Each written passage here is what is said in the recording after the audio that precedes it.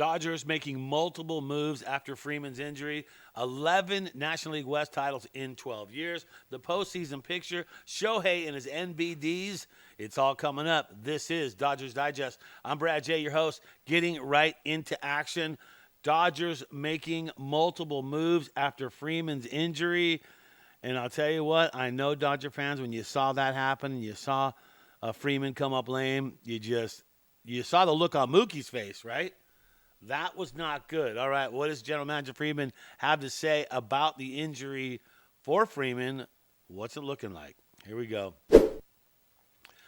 Well, Andrew Freeman says this. He says, I'm not too worried about it. Well, a lot of us are, but thank you, Andrew, for that. We have no reason to play him this weekend. So any thoughts of him playing at Coors Field? Not going to happen. Freeman's going to sit this one out. We don't need it. So we'll make sure that he is rested up and ready to go next Saturday when the playoffs hit. I don't know. I mean, that's a big rolled ankle. The x-rays were negative on that. But still, no matter what, Dodger fans took a big gasp when we saw that happen to Freddie Freeman. Kike Hernandez is not exactly what we want as our first baseman. Freddie is who we want. So looks like Freddie is going to take some time off for the weekend. But you know the good news about that? That gives some of the other guys who need to be impactful during the postseason a chance to play. And that's what we want to see. We want to see these guys with a chance to play. All right, so what does Freddie say about his injury? Well, Freddie had, a few things to say too, because he's the guy dealing with the whole thing, right? So let's see if we can find that right there. There it is. So here's what Freeman said. It's swollen. Okay, we saw that because he could barely walk on it when he was leaving the dugout. He said, but they're pretty optimistic that I should be able to go by Saturday in the playoffs. That's what I'm banking on. I've never rolled an ankle, so obviously he's not a skateboarder ever. Because as a skateboarder, we all know what that's like. So I don't know. It's pretty large right now, so I'm sure it's pretty swollen. And the key is going to be to stay off it. I don't think sending him to Coors Field, even to be with the team, is a good idea. I think you want that thing elevated and let that swelling go down. So that's it for Freddie right there. So Freddie going to be sitting out the weekend. We'll see if that affects him. I got to think it's going to affect his mobility a little bit, but we shall see on that. Definitely bad news that we did not want to see, but good news where everyone's resting is assured that he's going to be okay by the playoffs.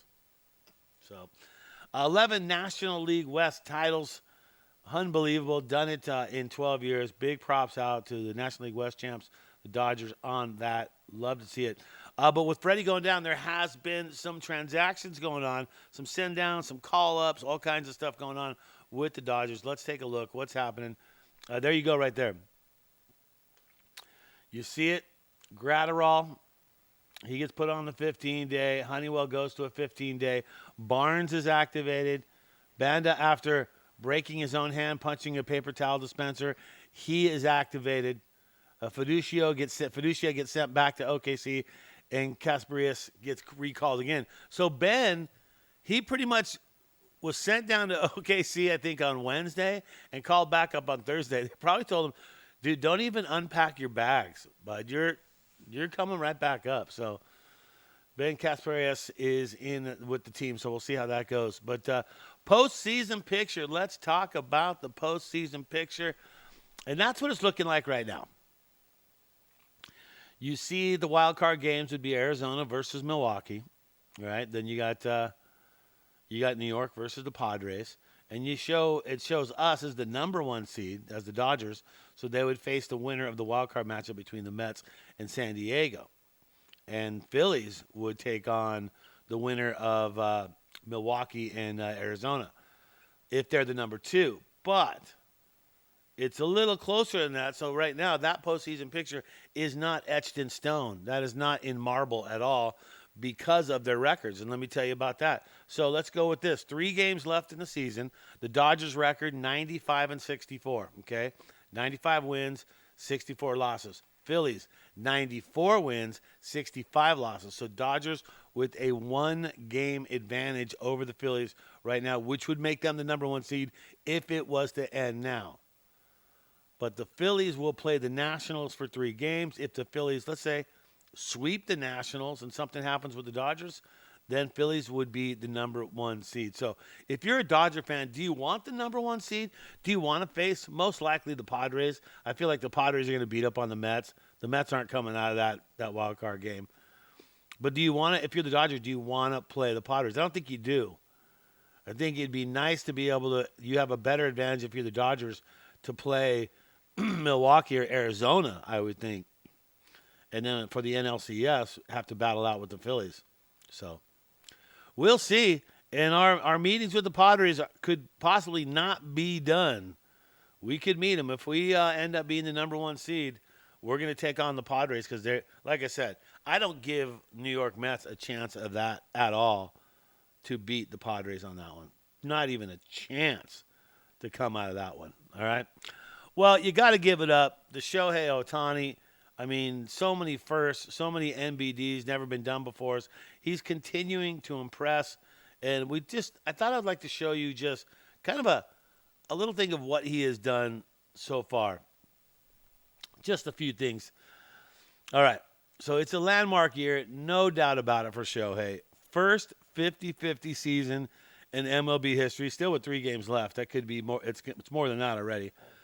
First 50 homer season in Dodger history. So he now is the Dodgers franchise leader. First playoff berth of his MLB career. So think about this guy. He's played for 6 years. Never even could sniff a playoff game playing for the Angels. And so you can see the emotion too. See the emotion in Shohei now when he does something when he gets a hit or something when he's going to first base. It's so not like what we've seen him do all season long. But it's just awesome to see that he's pumped. He's like a little kid getting up in there, and now he gets to play in the postseason.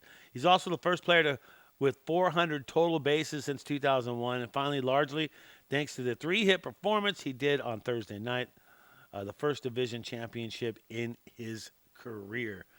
And he's got 9 more years after this one with the Dodgers. So we like that, and we love having Shohei. And here's one thing I want to say to you people out here who just, maybe you're not a fan of Shohei, but I'll tell you right now, you're witnessing greatness.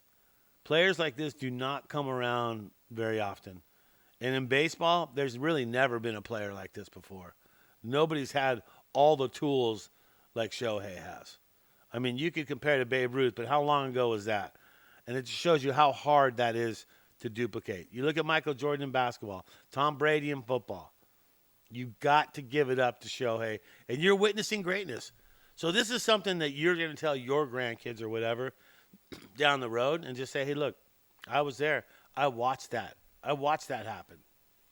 Like I went to the games when Hershiser had his longest streak. I got to say to my kids, I saw that happen live. Scoreless inning streak. I saw it. Okay? So you're witnessing greatness. You got to be happy about it. And basically, that's it right there. All right. Starting pitching is really kind of has hurt the Dodgers, but you got to give it up to the bullpen. I think the bullpen doesn't get enough recognition. The bullpen has been so solid for the Dodgers.